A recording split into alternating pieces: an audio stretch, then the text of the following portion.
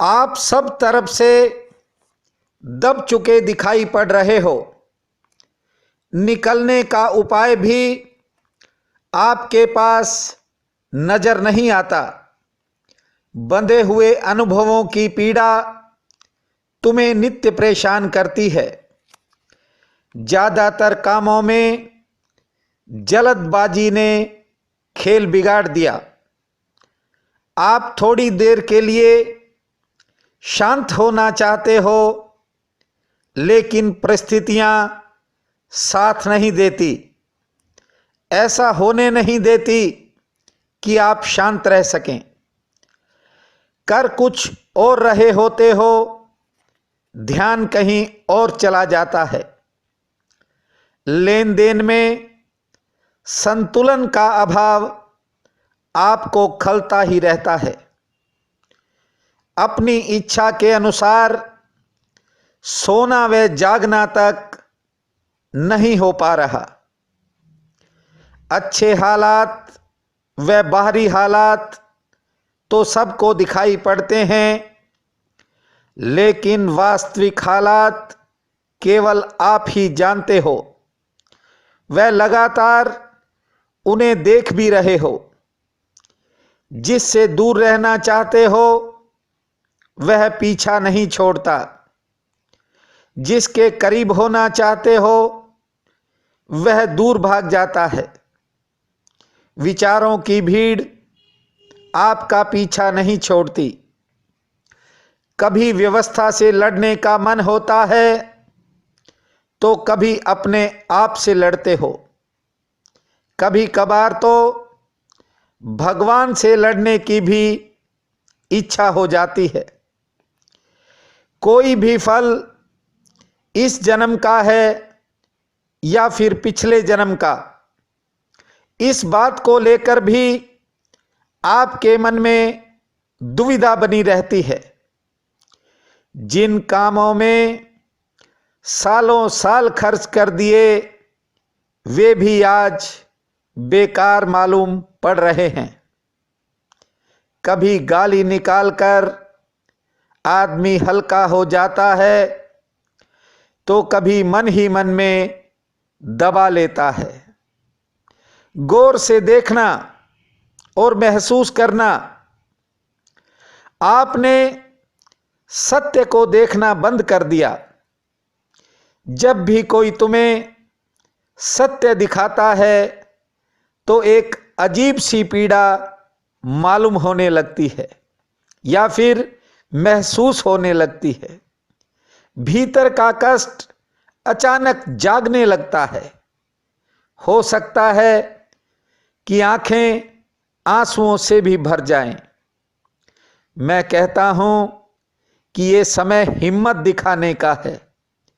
जिन लोगों ने तुम्हें ठेस पहुंचाई उन्हें अकेला छोड़ दो।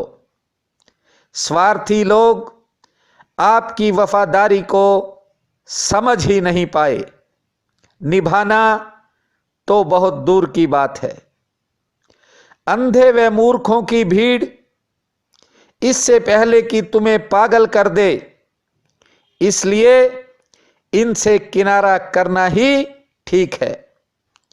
जहां बीमारी ही स्वास्थ्य समझी जाती हो, वहां लोग स्वस्थ आदमी का जबरदस्ती इलाज कर देते हैं। जिन लोगों ने आपकी भावनाओं का मजाक उड़ाया, अब उन्हें देखने की भी जरूरत नहीं है। जीवन में समय दोबारा वापस नहीं लौटता, इसलिए वर्तमान के प्रति जागने की जरूरत है। मैं भविष्य के प्रति आपको होश में लाना चाहता हूं। मेरे प्रयास का एक एक शब्द सुनने के साथ साथ समझने की कोशिश करें। मौसम के अनुसार फूल खिलते तो सबने देखे होंगे, लेकिन यदि आप थोड़ा भी समझ गए, थोड़ा भी संभल गए, तो असमय ही बहार लौटती दिखाई देगी, जो हर वृक्ष को बेमौसम में ही फूलों से भर देगी। इससे पहले कि मैं आपको वर्ष 2017 के मार्च महीने का राशिफल सुनाऊं, मेरा एक निवेदन है आपसे। यदि आपने अभी तक YouTube पर हमारे चैनल को सब्सक्राइब नहीं किया है तो कृपया जरूर करें। पसंद आए तो शेयर, लाइक व कमेंट भी करें। बहनों और भाइयों, आप सबको मेरा नमस्कार है। वर्ष 2017 के मार्च महीने में सिंह राशि का राशिफल इस प्रकार है। बंधुओं, कुछ विशेष कार्यों में आत्मनिर्भर होने की पूरी उम्मीद है। महत्वपूर्ण कामों में किसी के सहारे की जरूरत नहीं पड़ेगी। भाग्य उदय हो रहा है। पुरानी योजनाओं में घर बैठे ही सफलता मिलने के आसार हैं। आप अपने परिश्रम व मेहनत को जारी रखें। अब आपके भाग्य में फल लगने का समय नजदीक है। करीबी लोगों के सहयोग से आपका आर्थिक पक्ष मजबूत हो जाएगा। नवीन योजनाओं में सरकारी व अन्य कुछ बाधाओं का सामना भी करना पड़ेगा। देर हो सकती है, लेकिन सफलता आपके साथ रहेगी। जमीन जायदाद से जुड़ी चिंताएं भी इस महीने कुछ कम हो सकती हैं।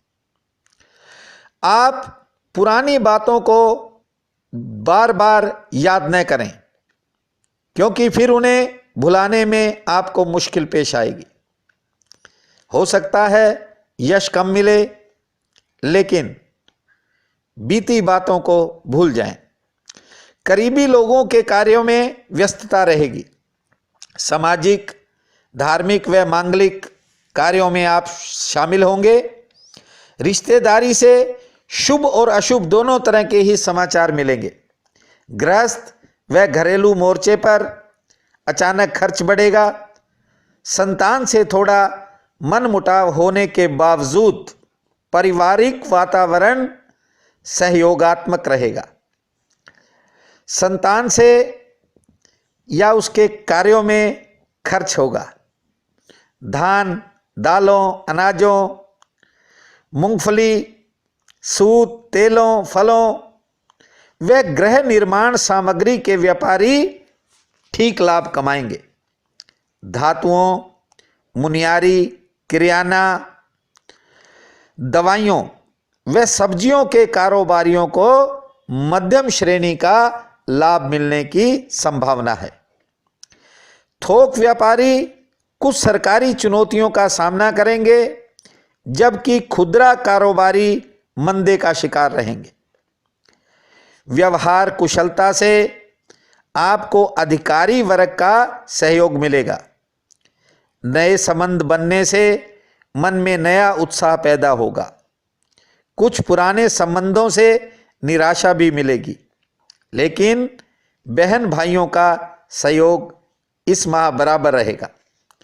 विदेश व अन्य यात्राओं की इच्छा भी पूरी होगी और योजनाएं भी बनेंगी। वाहन चलाने में थोड़ा सावधानी रखें, दुर्घटना का भय है। नए वाहन की खरीदारी में भी सचेत रहें। नौकरी पेशा लोगों का आर्थिक पक्ष मजबूत होगा। नई शुरुआत के लिए बुध, बृहस्पति व शुक्रवार ठीक हैं। यात्रा के लिए रवि, चंद्र व बुधवार उत्तम होंगे। कुछ काम धीमी गति से चलेंगे। अधिकारियों को नई चुनौती का सामना करना पड़ेगा। कर्मचारी वर्ग पर सरकारी दबाव बनेगा। सेहत करीब करीब ठीक रहेगी। खान पान का ध्यान रखें। स्त्री पक्ष मजबूत है। कर्ज, बैंक व लेन देन संबंधित कुछ कार्य लंबित होंगे। लेखकों, वकीलों विद्यार्थियों शिक्षकों के लिए लगभग समय ठीक है। चिकित्सकों को थोड़ी कठिनाइयों का सामना करना पड़ सकता है। नए स्रोत से कुछ आमदन जरूर होगी। लापरवाही, क्रोध व कार्यशैली से रोजगार से जुड़े कुछ काम प्रभावित भी हो सकते हैं। महीने के अंत में 3 दिन काफ़ी उत्तम रहेंगे। उलझने भी मन की कम हो जाएंगी। ये महीना आपके परिवार, मित्रों, सहयोगियों व शुभचिंतकों के लिए अति शुभ फलदायी हो, ऐसी मेरी हार्दिक कामना है। आप सबका बहुत बहुत धन्यवाद।